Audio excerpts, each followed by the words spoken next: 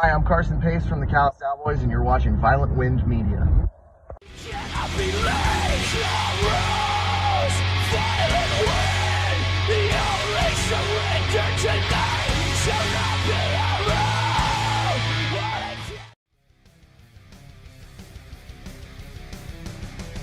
So, what in the shit is Die on Mars, and who are the Callous Daoboys?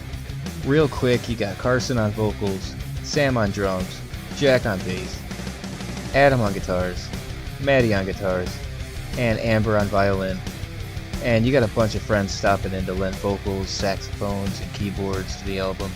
It's produced by Carson and Corey Bautista, and they have since added Whitney Virginia on synth and vocals. She's a great addition to this collection of super talented goofballs. And I should also mention that literally every member of the band contributes to their vocals, especially live, and it's pretty fucking awesome. Like most good bands, they are super hard to categorize, but if you want to call it metalcore, or mathcore, or chaotic hardcore, or anything ending in core that isn't shitty music, you can go ahead and do that. So, this is my first review. Expect a train wreck. Let's deep dive this bitch.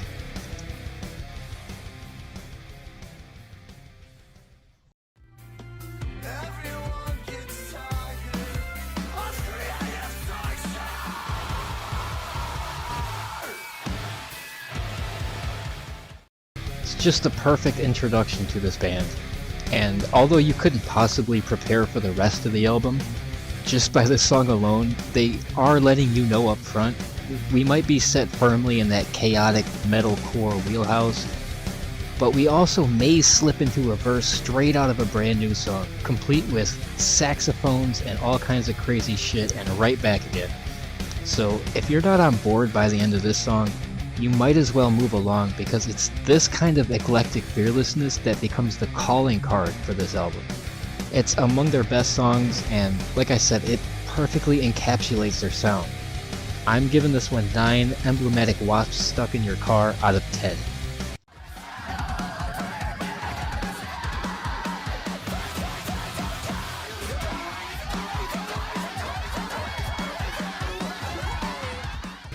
So, save for the tongue-in-cheek kind of goth vocals that peek through just for a second, this one is just straight up frantic metalcore in the vein of The Chariot. Not as memorable as some of the other songs, but that's only because it's constantly slapping itself in the face like a maniac, and it's not willing to let you breathe even for a second. It also finds home to one of my favorite lines on the album, "Walk like you have no wheels." Even though I don't fully understand it, nor do I want to, I'm giving this one 7 fucking pigsties out of 10.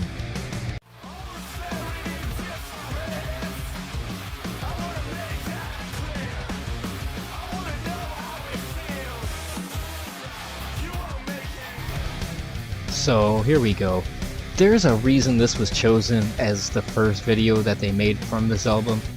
This is the first time the band really shows that Every Time I Die infused southern metalcore styling, as well as like the quick panicky chorus that could have easily been found on early Norma Jean efforts. Of course, there's the big spot before the breakdown that is even heavier and honestly goosebump inducing when you see the whole band scream this part at the top of their lungs live. The video itself is hilarious, and it gives you an excellent sense of this band's personality, which again is just incredibly goofy antics juxtaposed with highly technical and impressive noise in the background. I'm giving this one 9 beautiful contradictions out of 10.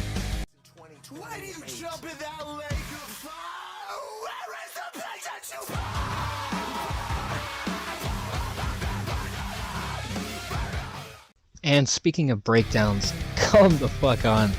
This is what it's supposed to sound like.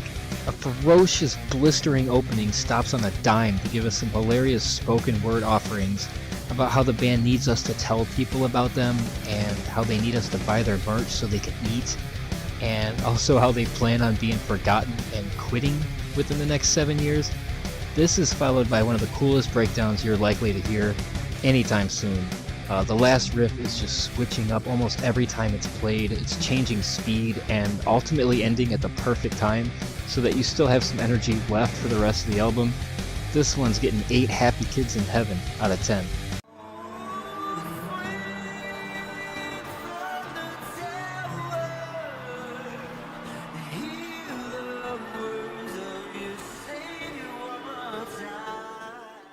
I don't really know how to rate skits or intros or interludes, but this is a quick, very pretty, well-sung little ditty featuring guest vocals by Johnny Hendrix and some keyboards and saxophones, and more importantly, a little breathing room. And it's going to set up the rest of the album beautifully because you start thinking, oh man, this is just the calm before another storm, isn't it?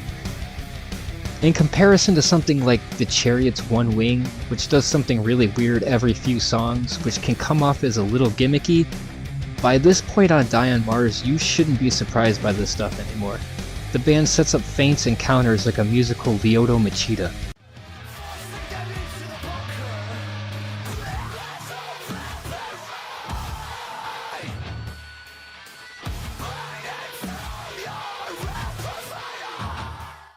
The absolute barnstormer. I'll give you a few minutes to think of a more appropriate song title. Alright, that's long enough. The album kicks back in with Carson screaming nonsense over and over, even babbling and blubbering and laughing like a madman at points before the actual song kicks in. After another ridiculous little skit involving Carson and Maddie discussing steak tartare at a restaurant, it ends with more throat-scorching screams in time to the music that somehow ends up being some of the more visceral and head-banging moments on the whole deal. Carson screaming Wildflower Fields Forever, and every time he does it becomes more and more unintelligible. That kind of stuff brings such a smile to my face. It also features a blah and some panic chords that play out like a love letter to some of the best metalcore of yesteryear. This one easily gets 9 brick shithouses out of 10.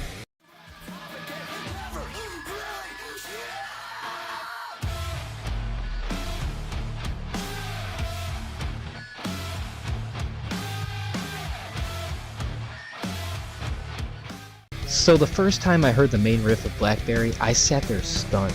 It could not be better. It could not be sicker. Whoever says that they can't hear the violin in these songs is definitely missing out, because sounds like this are not easily achieved. There's a lot of clean singing throughout. It's easily their most accessible, as it makes sure not to get too unruly until it's appropriate to do so. And when it does, it's that opening riff, slowed down, as Carson screams, "Stay out of Georgia." It's as iconic as anything else on the album, and it's crazy to think that this far into the album, they are still surprising the listener, and not only that, the songs are actually getting better, as opposed to falling into filler. This one gets 9.5 piked up skirts out of 10.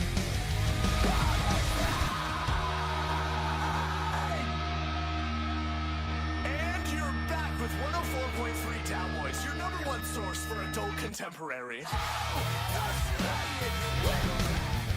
So Faraday Cage starts with a brooding southern-laced jam of a chorus, and bringing it back around already makes this one stand out as maybe a bit more structured than the others.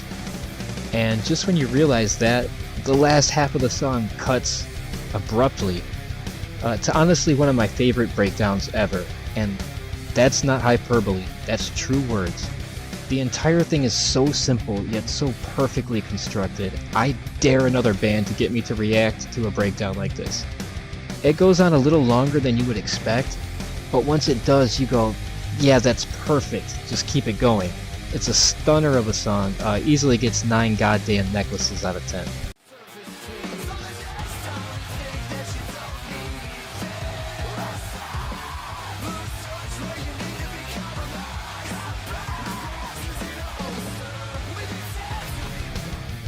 Okay guys, now what are we doing? In some ways I feel like this is the most complete song on the album. We start with some twinkly pop-punk style catchy guest vocals before settling back into the mathcore arrangement, just before bursting forth with the best chorus on the album, hands down. And seeing them sing this live with Whitney and Jack helping out on vocals makes this a truly special song. It's not quite a girlfriend track, but it's as close as you might get here.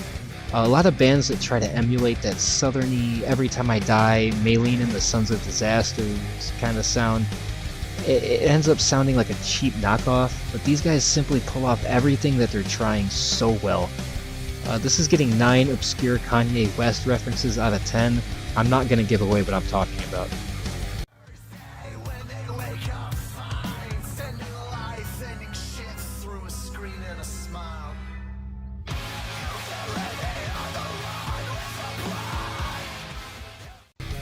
Beautiful song title aside, this is another southerny riff a la Faraday, and it gives way to another slow break in which Carson sounds like he could sing for just about any band, before again devolving back into the madness. I think it's important to note that all these cute, funny little breaks aren't gimmicks, and most of them are accompanied by some top-notch musicianship that has you wondering exactly what you're hearing, even after a few listens. There's so many tempo changes and odd instrumental cameos that songs like this probably demand a few listens just to figure out what you're hearing. I'm giving it 7 half-cocked journalistic endeavors out of 10.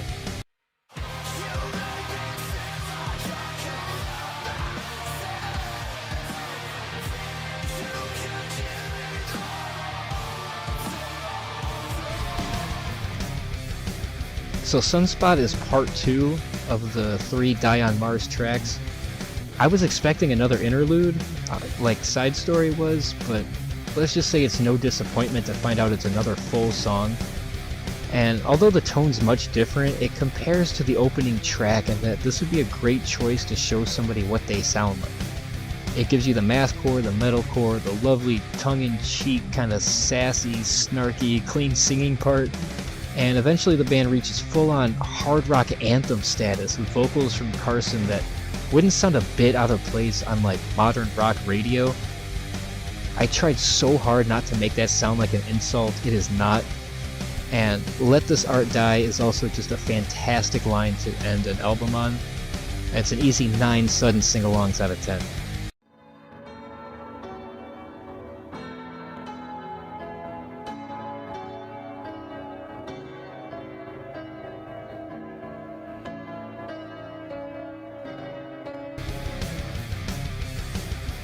And then the third part of the Die on Mars tracks is Addendum.